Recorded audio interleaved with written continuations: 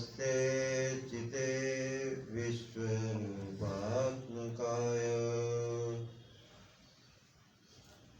नमो अद्वैत तत्त्वाय मुक्तिप्रदाय नमो ब्रह्मणे व्यापिने निर्गुणाय नमस्तस्मै सदेकस्मै कस्मै चिन्मसे नमः यदेतद्विश्वरूपेण राजते गुरुराजते।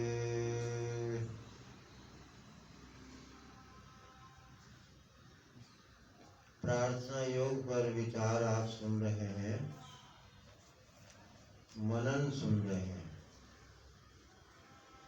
उस पर गंभीर चिंतन आपको करना होगा।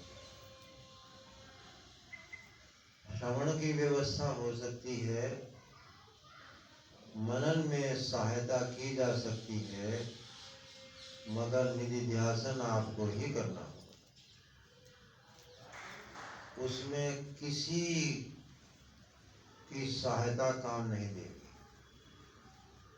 क्योंकि निधिध्यासन है साक्षात्कार का साधन। साक्षात्कार स्वयं से होता है, उसमें अन्य नहीं चाहिए। अन्य होते ही साक्षात्कार ही नहीं होगा। तो यहाँ पर प्रार्थना के विषय में निधिध्यासन क्या है? जिससे प्रार्थना की जाती है उसका निधिध्यासन किया जाता है। निधिध्यासन का अर्थ ध्यान नहीं होता। निधिध्यासन का अर्थ होता है ध्यान करने की इच्छा और प्रयत्न, क्योंकि ब्रह्म, आत्मा, सत्य, चित्त, आनंद, सुख ये विषय नहीं हो सकते। जो चीज विषय होती है उसी का ध्यान होता है, अविषय का ध्यान नहीं होता। अविषय का निधिध्यासन होता है। जो वस्तु अनंत होती है उसका ध्यान नहीं हो सकता, उसका निधिध्यासन ही होता है। तो ये अंतर है हमारे औपनिषद निधिध्यासन में और सामान्य ध्यान में। ध्यान में बनती है त्रिपुटी, ध्याता, ध्यान, ध्येय, परंतु निधिध्यासन में त्रिपुटी नहीं बनती कि कोई निधिध्यासन करने वाला है, निधिध्यासन करने योग्य कुछ है, ऐसा नहीं बनता। ध्यान में बनता है।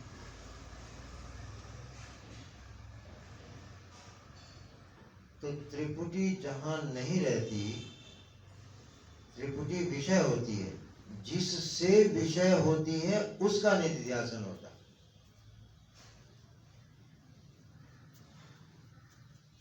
तो ध्यान और निधिध्यासन में यह अंतर समझ लेना चाहिए। तो वेदांत में निधिध्यासन किया जाता है, ध्यान नहीं।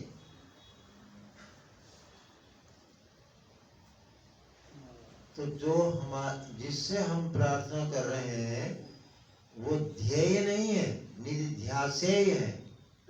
उनका निधिध्यासन करना चाहिए,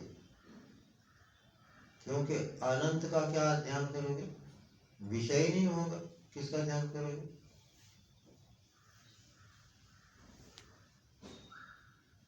अद्वैता का क्या ध्यान होगा? उसका भी निधिध्यासन ही होगा।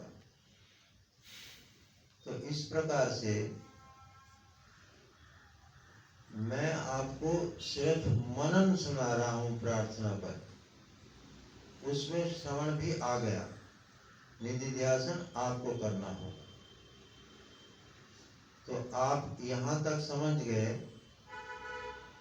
कि प्रार्थना हमारा स्वभाव है।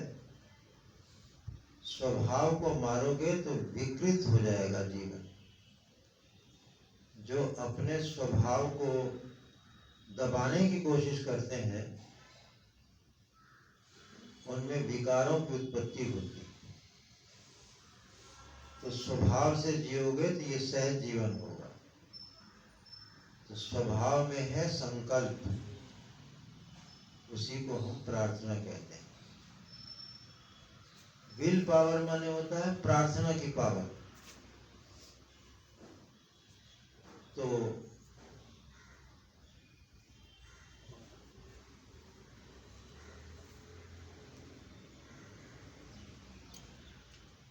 उस प्रार्थना को जो हमारे स्वभाव में है उसको हम योग बना रहे हैं, युक्ति बना रहे हैं, जो कि गीता का स्वभाव है। गीता की आदत है, एक विशेषता है गीता की, वो और किसी ग्रंथ में मुझे नहीं मिली, कि वो हर बात को योग बना देती। इसीलिए 18 अध्याय 18 योग है।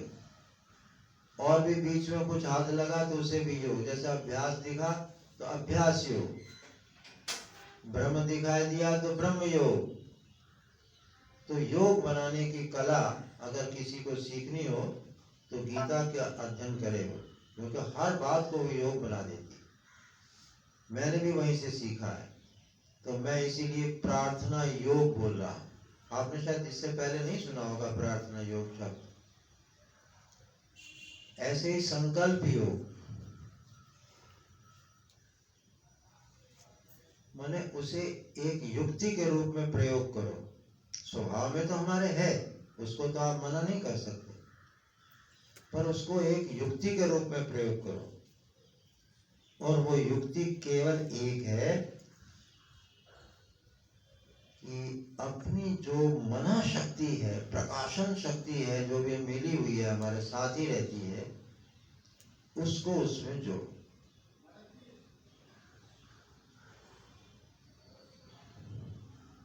एक है प्रकाश, एक है प्रकाशक, एक है प्रकाशन, एक है प्रकाश्य। अगर आप प्रकाश्य में माने दृश्य में, प्रतीति में, अनुभाव्य में कुछ परिवर्तन देखना चाहते हैं अपने अनुसार, और इस जो एक तथ्य है, फैक्ट है इस जगत का, परिवर्तनशीलता, उसको भी संयमित करना चाहते हैं, तो आपको प्रकाशन शक्ति को संयमित करना पड़ेगा।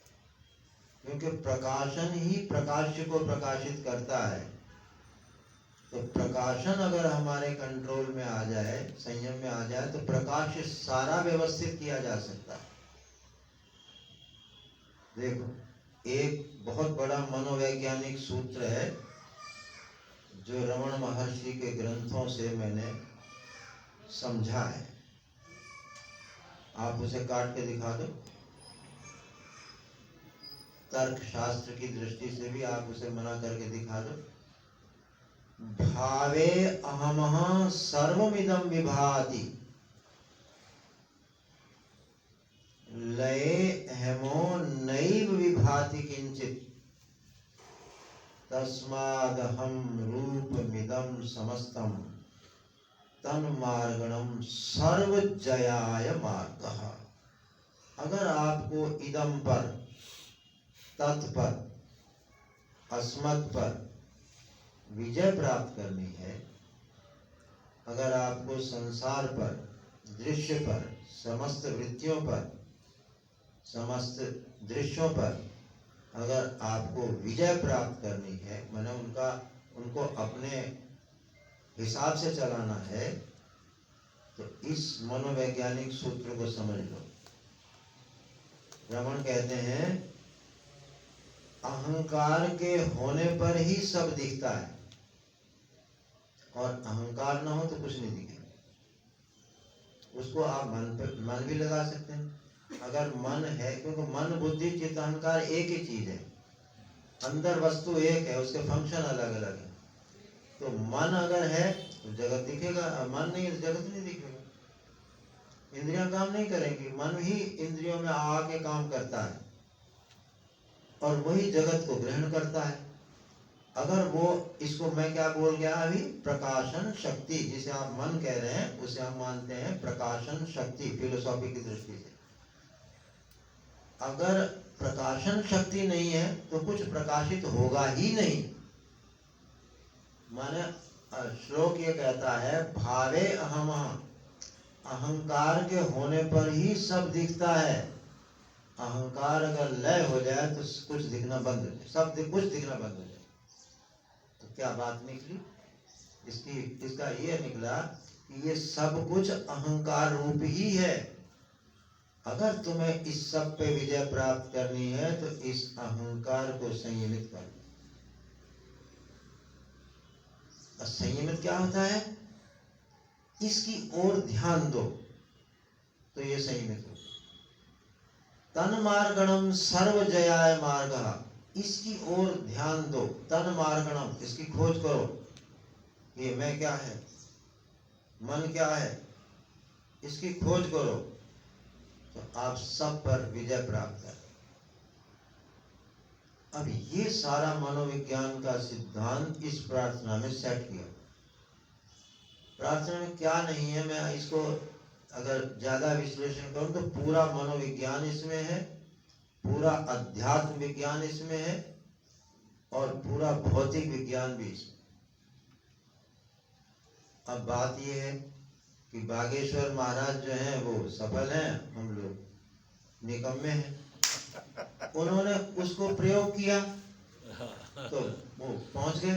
हम प्रयोग करते नहीं, हम तो यहाँ सुबह से शाम तक यही कहते रहते हैं, भैया श्रद्धा से अश्रद्धा से प्रार्थना करो, किसी तरह से करो। और अगला तो सोचता है कि अरे तो महात्मा लोग तो सारे ऐसे ही कहते रहते हैं, तुम अपने चलो अपना काम। सुनते ही नहीं। अब क्यों नहीं सुनते? ये उनके पास एक बहुत बड़ी शक्ति है स्वतंत्रता की।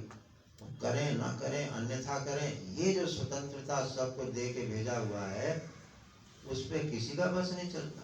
भगवान को भी आके उपदेश ही करना पड़ता है, वो भी नहीं कहता कर लो, नहीं कर सकता आदमी।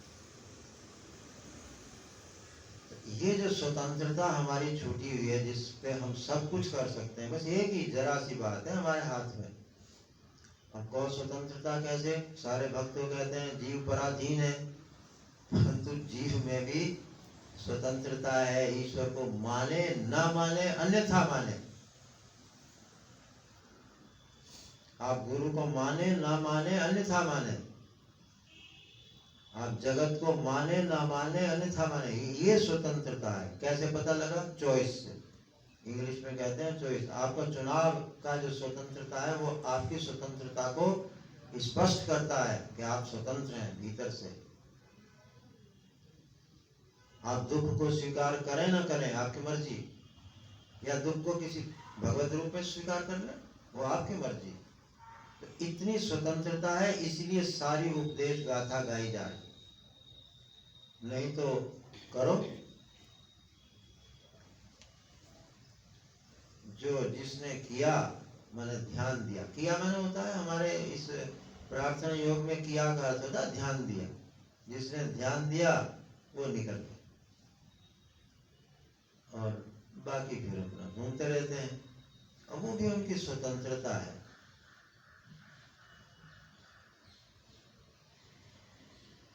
अगर चेतन की मर्जी झक मारन की होए तो उसे कौन रोक लेगा? अब चेतन की मर्जी है झक मारने की।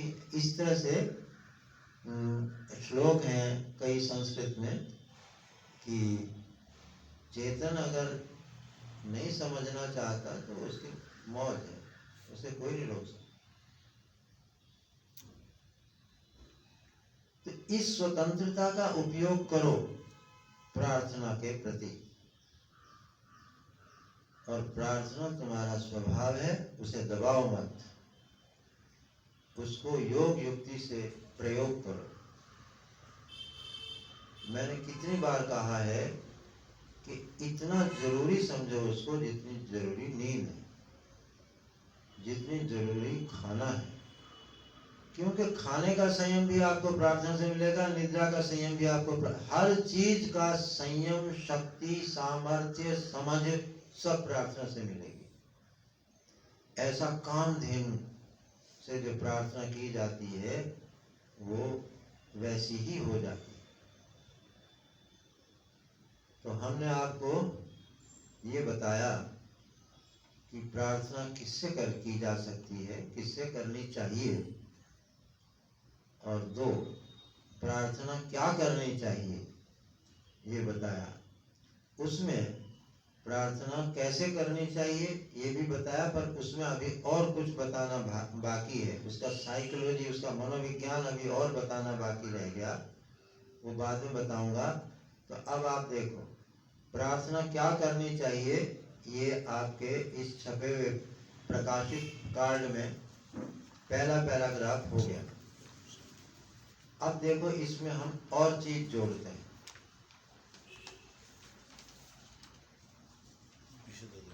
इसमें एक निर्देश दिया हुआ है कि 30 सेकंड आनंद की धारणा करो।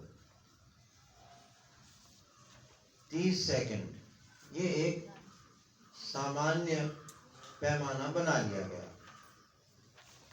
क्योंकि 1 मिनट का तो आपको पता है, मैंने चैलेंज किया था कि एक मिनट तक कोई बिना सोचे बिना सोए रह के दिखा दे तो सिद्धियां आनी शुरू हो जाएंगी। ध्यान रखना, क्योंकि 1 मिनट तक मन एक स्थिति में अगर रहता है, माना हमारी जो प्रकाशन शक्ति है वो 1 मिनट तक एक जगह अगर रुक जाए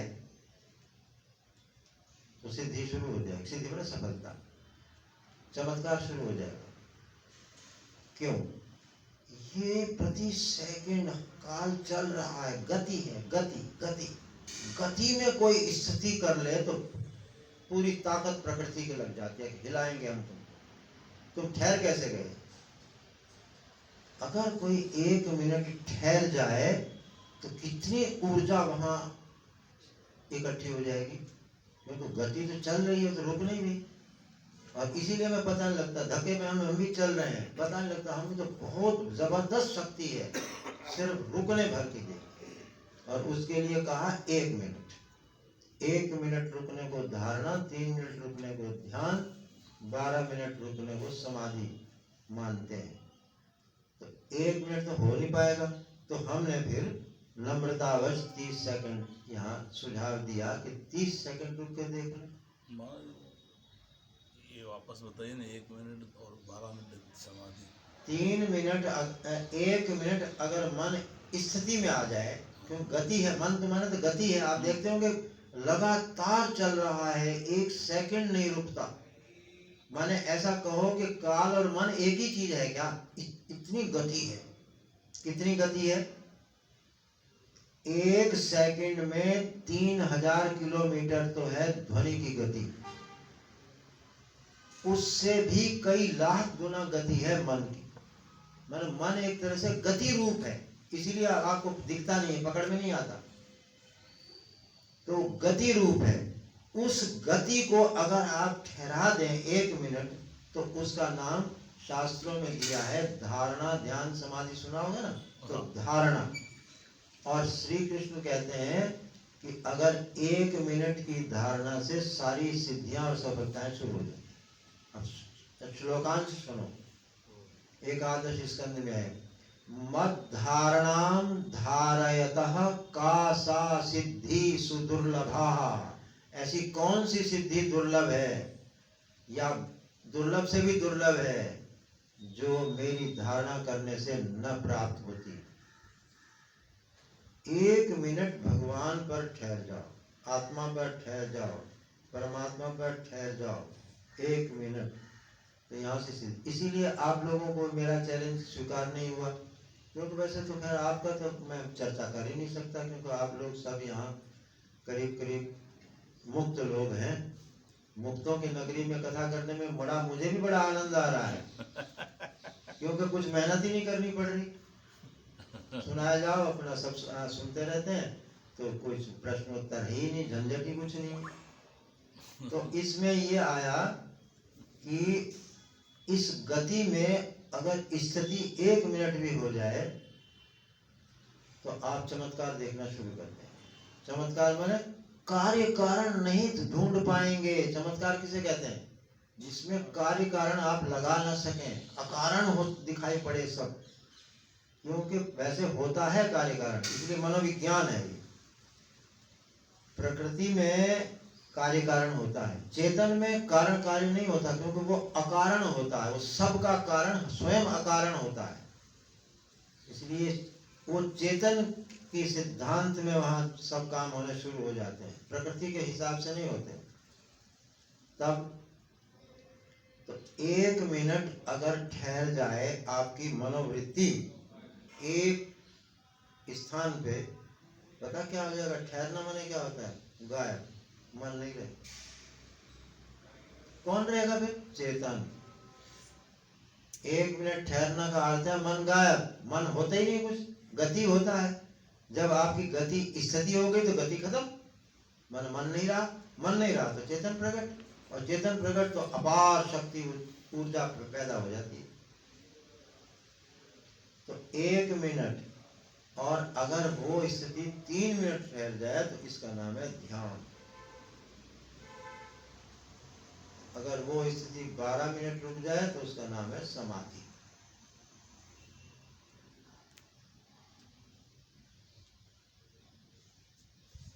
अब इसकी चर्चा क्या करें? जानकारी कर लो कि 12 मिनट 3 मिनट करना तो कुछ है नहीं, ना 1 मिनट करनी है ना, और हमारे तो 30 सेकंड है, 30 सेकंड भी कोई नहीं करता। तो जानकारी तो कर लो, कम से कम किस लिए? दूसरों को सुनाने के लिए। दूसरों को सुनाओगे ना, 12 मिनट की समाधि होती है, 3 मिनट का ध्यान होता है, ऐसे सुनाने के लिए तो काम आएगा ही कम से कम। तो देखो 30 सेकंड यहाँ लिखा है आनंद की धारणा। गजब की बात है। धारणा किसकी? आनंद की। कोई बताया मैंने? भगवान की। इसमें कोई लिखा है कि किसी विषय की, किसी पदार्थ की, किसी भाव की, किसी ज्ञान की? बिल्कुल नहीं, आनंद की धारणा। आनंद का अनुभव है आपको? नहीं है। 24 घंटे आपको अनुभव है उसका, पर ध्यान नहीं। आपको कहीं भी आनंद का अनुभव हुआ हो तो उसकी ओर ध्यान देना शुरू कर दो, आपका जीवन आनंदी हो जाएगा। ध्यान के चिंतन, आनंद के चिंतन से आनंदी, विकार के चिंतन से विकारी, रोग के चिंतन से रोगी। सीधा है तो ये मनोविज्ञान है सारा का सारा। तो आप आनंद का अनुभव रोज का रोज सबको गहरी नींद में होता ही है। प्राणी मात्र को, मनुष्यों को नहीं, प्राणियों, सब प्राणियों को आनंद का अनुभव रोज सोने में होता ही है। क्यों बताएं आपको? एक नई बात बताते हैं, आप क्रांति हो जाएगी। सुषुप्ति नहीं होती, वो स्वरूप स्थिति होती। लोगों ने उसको तमोगुणी, फलाना गुणी, ये कहा करके आपको और दूर कर दिया। बृहदारण्य को उपनिषद पढ़ लो, छांदोग्य पढ़ लो, प्रश्नोपनिषद पढ़ लो, मांडुक्य उपनिषद पढ़ लो, ये सुषुप्ति को ब्राह्मी स्थिति का हुआ। एष ब्रह्मलोकः, ये हमारा ब्रह्मलोक है। छांदोग्य कहता है सस्वपिति, वो अपने में चला जाता है, तमोगुण में या ज्ञान में थोड़ी चला जाता है। अब अगर उसके प्रति ख्याल नहीं है तो जैसा ख्याल वैसा। जब तुम किसी को जैसे तुमने ब्रह्म को जगत मान लिया तो तुम्हारे लिए जगत हो गया, और जगत को ब्रह्म मान लो तुम्हारे लिए ब्रह्म है। तो ऐसे तुमने स्वरूप स्थिति को निद्रा मान लिया तो अब तुम्हारे लिए निद्रा का फल दे रही है। अगर तुम निद्रा को स्वरूप स्थिति अनुभव कर लो तो तुम्हारे लिए स्वरूप स्थिति है। तो सुषुप्ति में आपको सबको आनंद का अनुभव होता है। न उसका कोई आकार तुम बता सकते हो, न गुण बता सकते हो, न वर्णन कर सकते हो। विषय होते ही नहीं आनंद, बस अनुभव। रोज होता है, सबको होता है, कोई मना ही नहीं कर सकता। उस आनंद को याद करो। ये प्रार्थना के साकार होने की युक्ति है। इसी को लेके मैंने इसका नाम प्रार्थना योग रखा है, क्योंकि इसमें योग जोड़ दिया। प्रार्थना में योग को जोड़ देने से ये प्रार्थना योग बन गया। आप धारणा करिए, आनंद कैसे करें, वो कठिन कुछ नहीं है। बस सबसे बड़ी जो चालाकी है मनुष्य की वो ये है, वो करता कैसे कैसे करता रहता, कैसे करें करने शुरू करो तो पता लगे ना। तब तो तुम कैसे करो तो बताएं भी, तुम शुरू ही नहीं करते तो क्या बताएं। अरे भाई तुम्हें गहरी नींद आई थी कि नहीं आई थी, इस बात की याद आ रही है कि नहीं आ रही कि गहरी नींद आई थी। उस समय तो नहीं थी तुम्हें याद कि मैं गहरी नींद में हूं, अब तो तुम्हें याद आ रही है ना कि गहरी नींद आई थी और कुछ पता नहीं लगा, बड़े मजे से सोया। ये मजे से सोया इसका अनुभव तो तुम्हें है, बस उस मजे की याद है। यहाँ 30 सेकंड हो सके तो, क्योंकि दुख का ध्यान नहीं हो सकता, दुख की धारणा नहीं हो सकती, सुख की धारणा हो सकती, आनंद की ही धारणा हो सकती है। इसलिए यहाँ बताया आनंद की धारणा करो।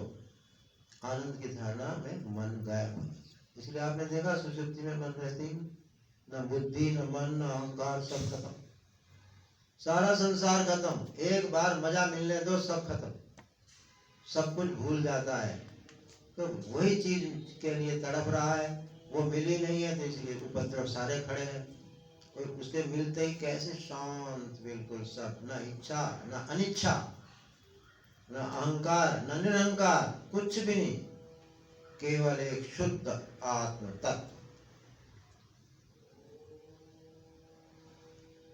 तो ये हुआ। अब हम इसमें 8 तो हमने इसमें जोड़ लिए हैं अपने अभीष्ट इस प्रार्थना में। 8 गिनाऊं?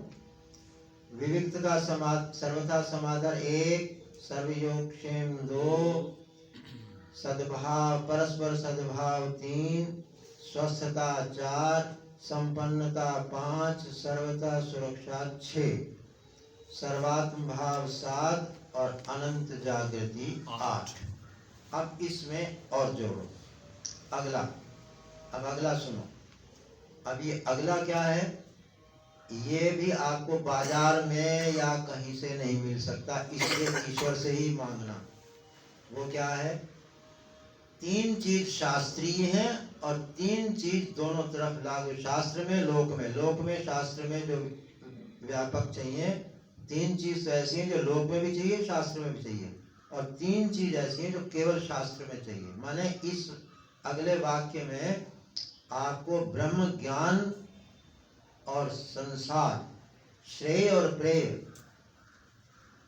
दोनों की उपलब्धि के जो हमारे पास उपाय हैं, करण हैं, उसके बारे में दिखाया गया है।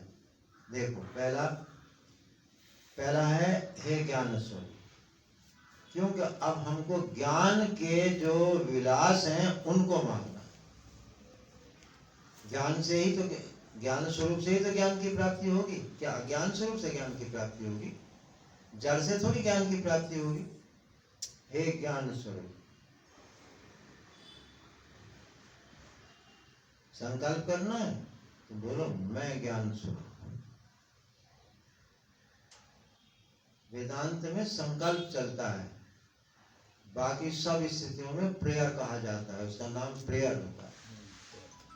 तो हे ज्ञान स्वरूप, अब देखो 3 चीज मांगी पहले, श्रद्धा, विजिज्ञासा, संयम।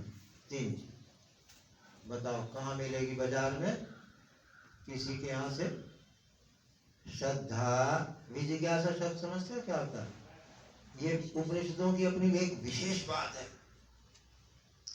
वो ज्ञान जानने के चक्कर में नहीं है उपनिषद, अनुभव करने के चक्कर में। क्योंकि बुद्धि तक तो हम जान सकते हैं, उपनिषद बुद्धि के परली पार है, जहां केवल अनुभव काम देगा, बुद्धि तो काम ही देती ही नहीं है वहां। औपनिषद विद्या में बुद्धि काम नहीं देती, मनन तक देती है, निध्यासन में बुद्धि का क्या काम? तो यहाँ और इस तत्व ज्ञान के लिए, आत्मज्ञान के लिए 3 चीज चाहिए, श्रद्धा, विजिज्ञासा, संयम।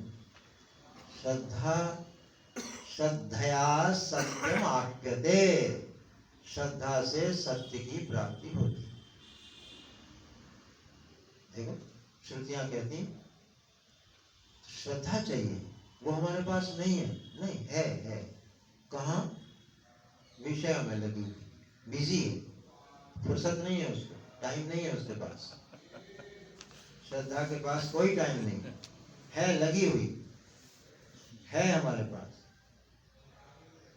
तो अब ये यहाँ जब है तो फिर क्यों मांग रहे हैं? उसकी डायरेक्शन डाइवर्ट करने के लिए, वो हमारी गलत दिशा में लगी है, उसको अपनी तरफ करने के लिए। क्यों? कि जो अगला शब्द है वो उसे खींच के अपनी तरफ लाए। वो है विजिज्ञासा। जिज्ञासा नहीं है, जिज्ञासा बुद्धि का शब्द है, जानने की इच्छा। क्या जानने की इच्छा? यही कि रिजर्वेशन कैसे होता, ये जानो, ये कि पैसा कैसे कमाया जाता है, रोग ठीक कैसे होते हैं, इत्यादि।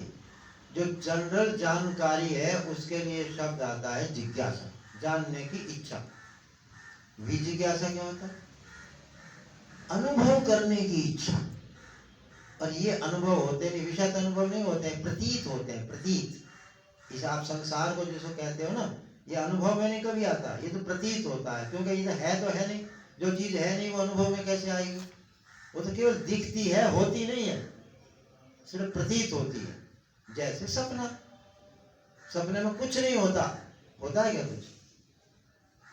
सपने में से 2 लड्डू ला के दे दो हमें, अगर होता है। सपने में कुछ नहीं होता, सिर्फ दिखता है। ठीक इसी तरह से जागृत में सब केवल दिखता है, होता नहीं है। इसीलिए इसका अनुभव शब्द इसके लिए प्रयोग नहीं हो सकता। ये केवल प्रतीति है, दिखता है, मालूम पड़ता है और गायब हो जाता है।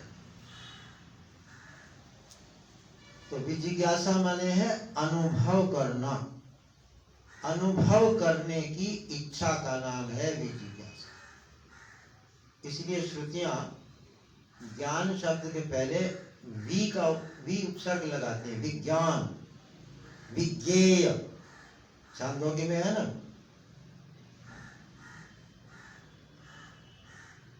सत शिवम प्रपंचोपशमं शांतम शिवम अद्वैतम चतुर्थम मन्यते।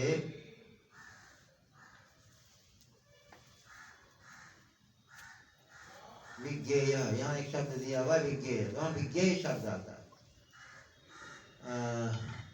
यतो वा इमानि भूतानि जायन्ते येन जातानि जीवन्ति यत् प्रयन्त्य अभिसंविशन्ति तद विजिज्ञासस्व। वहाँ भी विजिज्ञासा दिया, छांदोग्य में दिया। सनत कुमार ने नारद को भूमा त्वेव विजिज्ञासस्व, भूमा की ही तुम विजिज्ञासा करो, जानने की नहीं, अनुभव करो। क्योंकि भूमा जाना नहीं जा सकता, कभी भी नहीं। भूमा माने अनंत, इनफाइनाइट, वो कभी जाना नहीं जा सकता। इसलिए जिज्ञासा शब्द का प्रयोग नहीं हो सकता, वो केवल विजिज्ञासा शब्द का प्रयोग। जैसे विजिज्ञासा आया, वहां श्रद्धा जो है इधर लौट आएगी, संसार की ओर से हट के। तो श्रद्धा चाहिए, विजिज्ञासा चाहिए, और क्या चाहिए? संयम। संयम का कितना गजब का अर्थ है। हाथ में, हाथ का संयम क्या है? पैर का संयम, 10 इंद्रियों का संयम, शरीर का संयम, मन का संयम, बुद्धि का संयम, बच्चों का संयम, देश का कंट्रोल करना। संयम कहाँ नहीं है? और संयम का असली अर्थ आपको बताऊं क्या है, जो योग दर्शन में फिट कर रखा है। त्रयम एकत्र संयमः, धारणा, ध्यान और समाधि, इन तीनों को एक जगह ले आओ तो इसका नाम संयम।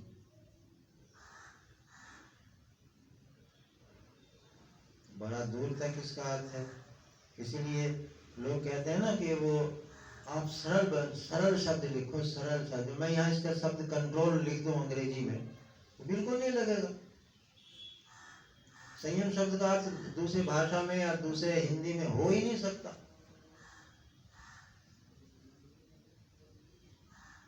धारणा, ध्यान, समाधि संयम है, ये योग दर्शन की परिभाषा है।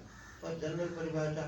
संयम अलग होता है, निग्रह अलग होता है। निग्रह माना मैं आज उपवास रखूंगा, खाऊंगा नहीं, तो आपने कंट्रोल किया, तो ये निग्रह हुआ, ये संयम नहीं हुआ। संयम उसे कहते हैं जब चाहिए मन को हटा सकें, जब चाहिए मन को लगा सकें, उसको कहते हैं संयम। जहां चाहे लगा सकें और जहां से चाहे हटा सकें, उसको कहते हैं संयम। तो ये योग्यता कहां से मिलेगी भाई जी? है कोई स्थान हमें बताओ, मुक्ति में ले आए। अगर वहां मिलती हो बागेश्वर धाम में, तो वहीं से ले आए। नहीं मिल सकती। ये आपको केवल उस भूमा तत्व से ही मिल सकती है। जो अपना आनंद स्वरूप है उसी से ही मिल सकती है। जो अपना ज्ञान स्वरूप है उसी से ही मिल सकती है। तो श्रद्धा, विजिज्ञासा, संयम, ये बच्चों को आज से कराना शुरू कर दो इस प्रार्थना। ये बच्चों के लिए तो बहुत ही काम की है, क्योंकि तुम्हें तो कुछ चाहिए भाई है नहीं, सारी सब कामना पूर्ति हो रखी है। अब बच्चों को चाहिए तो बच्चों को करवाओ। अब देखिए दूसरी 3 चीज क्या मांगी है, वो दोनों तरफ काम देंगी, शास्त्र में भी और व्यवहार में भी। स्मृति, मेधा और प्रतिभा। अगर याददाश्त, आप कल्पना करके देखो, आज के आपके पास जो भी याददाश्त है, शक्ति है, वो आपकी गायब हो जाए तो आपका क्या हाल होगा? सोच के देखो, बेकार, जीवन खत्म। अगर आपको कुछ भी याद ना आवे तो क्या करेंगे? ये मेरे माता है, मेरे पिता है, मेरे आदमी है, मेरा बैंक बैलेंस सब याद भूल जाए तो क्या करोगे? स्मृति। अब पढ़ने वाले बच्चों को तो सारा दिन रट्टाफिकेशन, ये रट के भर रखते हैं। पढ़ाते कुछ नहीं, सिखाते कुछ नहीं, सिर्फ रटवा के इकट्ठा कर लेते हैं, वही फिर परीक्षा में लिखवा लेते हैं और बस फिर हो गया। इसका नाम पढ़े लिखे। तो स्मृति चाहिए। अभी तक तो कोई टैबलेट निकली नहीं मेरे ख्याल से विज्ञान में। जिस विज्ञान, अब देखो दूध की महिमा देखो, 1 बूंद दूध अभी तक विज्ञान नहीं बना सका, और उसके पीछे पागल हुए फिर रहे सब। दूध कोई छोटी मोटी चीज भगवान की नहीं है, वो अन्न जैसी पैदा नहीं, खेती वेती नहीं हो सकती उसकी, अद्भुत चीज है दूध, जो केवल आनंद से ही पैदा होता है। जब माँ के पेट में, माँ के मन में जब आनंद आता है, उसको, बच्चे के प्रति उस आनंद को मोह कहते हैं। तो जब मोह होता है गाय के मन में, तब बच्चे के प्रति तब दूध बनता है। ऐसे तो फिर अब तक विज्ञान बना लेता, अब घर घर में मशीन लगी रहती है, अपना घास डालते रहो, दूध बनता रहेगा। ऐसा नहीं हुआ। ऐसे ही स्मृति के लिए अभी कोई दवाई नहीं बनी है। और मेधा माने है जो याद किया हो वो थोड़ा ठहरा रहे, स्लिप ना कर जाए, 1-2 दिन में भूल ना जाए। मेरे फोन नंबर क्या है, अगर आप ये सुन लें तो फिर दोबारा ना सुनना पड़े, जिंदगी भर याद रहे। इसको कहते हैं मेधा, ठहराव। स्मृति का जो ठहराव है उसको मेधा कहते हैं।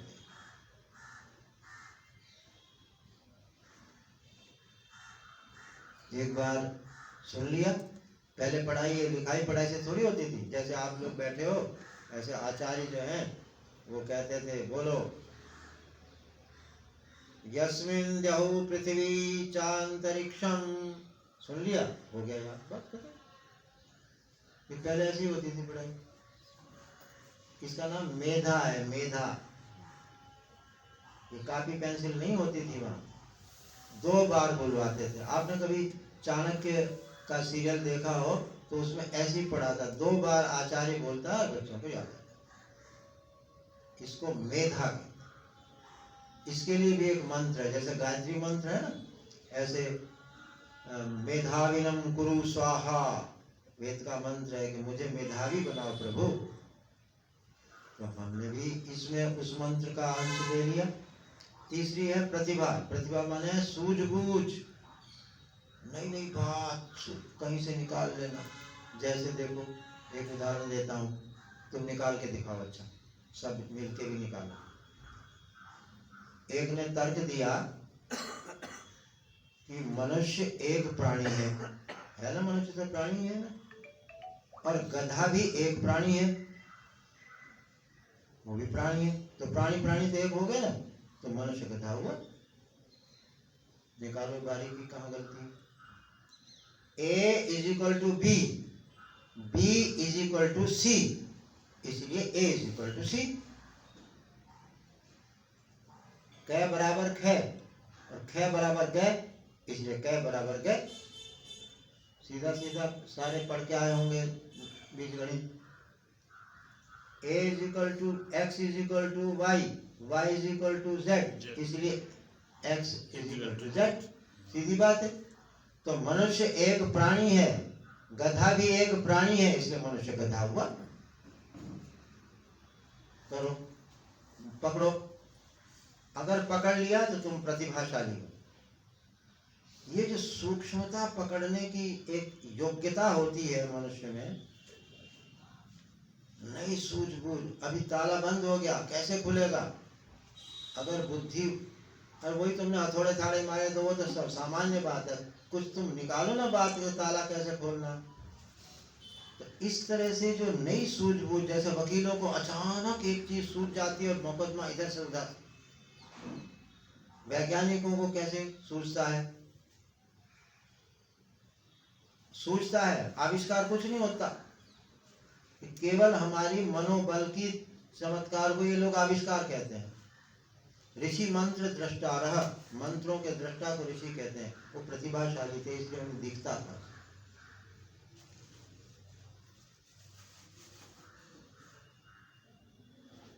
इसको तर्क शास्त्र में कहते हैं, जो मैंने उदाहरण सुना है मैंने तर्क शास्त्र से लिया है।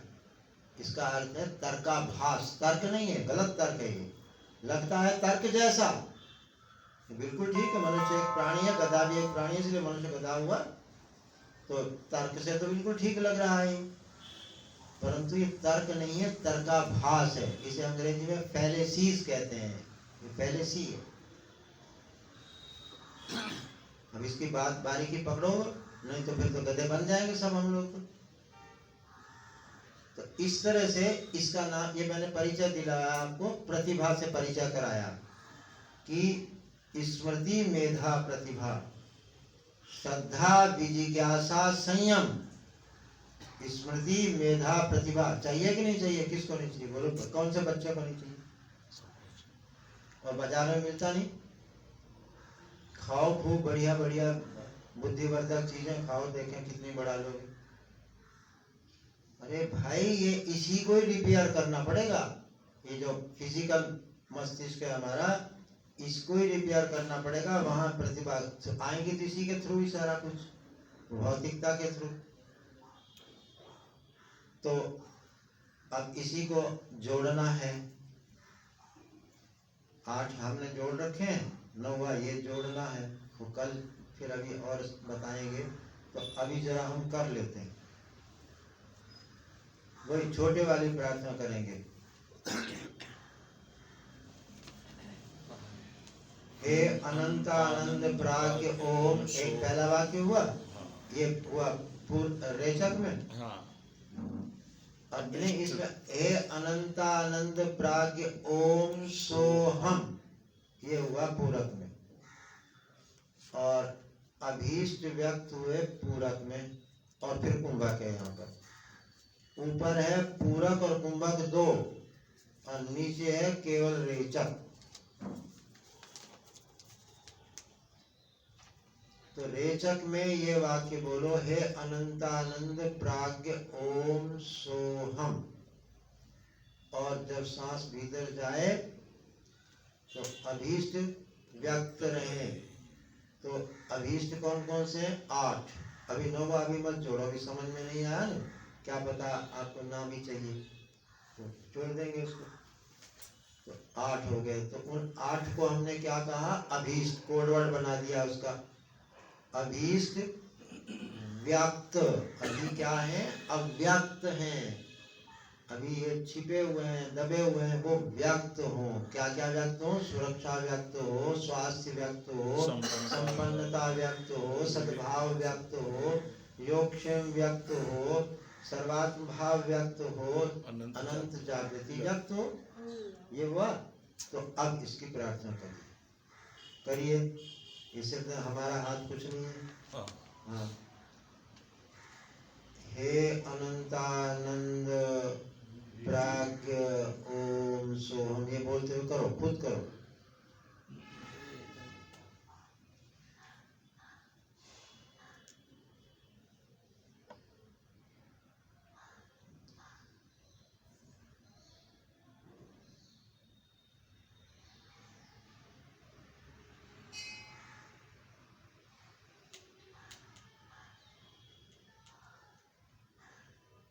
हो गया एक बार। अब देखो, ये जो मैं कुंभक कह रहा हूं, ये मैं प्राणायाम नहीं करवा रहा। ये प्रार्थना योग की तरफ ध्यान है। योग बनाना है प्रार्थना को। तो योग कब बनेगा? जब उस कुंभक में 30 सेकंड तो नहीं कर पाओगे, 10 सेकंड आनंद की धारणा करो। कुंभक में 10 सेकंड आनंद की धारणा, बस ये योग बन गया, प्रार्थना योग। फिर से करो।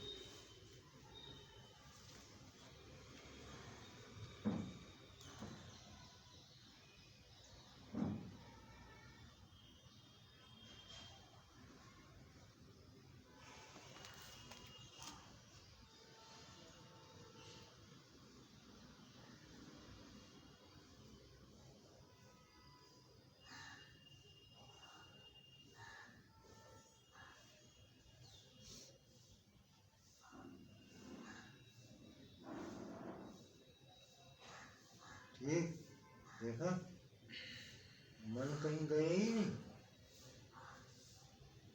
प्राण रुके हुए हैं, मन रुका हुआ है, प्राणायाम हो रहा है, आयु बढ़ रही है, ऑक्सीजन जा रही है, सांस 15 के बजाय 3 चल रही है। कितना गजब है ये। तो बस फिर गुरु कृपा, शास्त्र कृपा, ईश्वर कृपा तो हो भी सकती है, पर आत्म कृपा भी तो करो। तो प्रार्थना तो आत्म कृपा से ही होगी। तो आत्म अपने ऊपर थोड़ी कृपा करो, अपने में रहने की करो। थोड़ी देर अपने साथ भी रहा करो। सबके साथ क्या रहना, अपने साथ रहो थोड़ी देर अपने में भी रहा करो। मकान में, दुकान में, राग में, द्वेष में क्यों रहना, थोड़ी देर अपने में भी रहो। तो अब ये आपको ऐसा है, चलते फिरते उठते बैठते, जहाँ आप देखो कि 30 सेकंड का समय मिल रहा है, वो बैठ रहा है 30 सेकंड। इसमें 20 सेकंड में 25 में होती है, 30 सेकंड का भी समय कहीं मिल जा रहा है। ना काल का बंधन, ना स्थान का बंधन, ना अधिकारित्व का बंधन, सबके लिए हो गया। सर्वगत्वादनन्तस्य स एवाहमवस्थितः मत्वा सर्वं अहं सर्वं मयि सर्वं सनातने। बोलो सद्गुरुदेव भगवान की, सद्गुरु स्वामी टेवराम महाराज की, सद्गुरु स्वामी सर्वानंद महाराज।